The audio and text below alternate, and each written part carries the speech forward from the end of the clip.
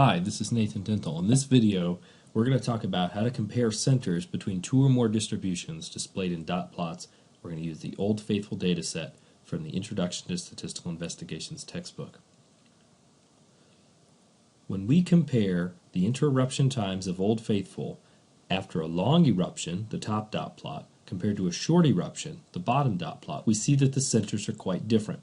When you're talking about centers of these dot plots, you just want to focus on where your eye is drawing you to, the middle of these distributions. On the top dot plot, we're in the 75 to 80 minute range. On the bottom dot plot, we're in the 50 to 60 minute range. When we talk about center, one way is just kind of eyeball it and be willing to put a range. You're not going to be able to be super precise when you're just looking at the distribution that way.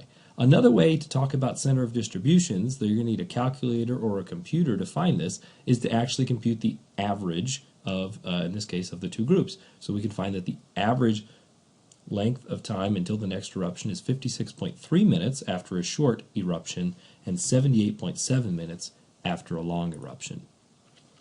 When you're talking about center, it's certainly easier when the distribution is symmetric or mound shaped, because you're just going to talk about approximately where that vertical line of symmetry is or where the mound is.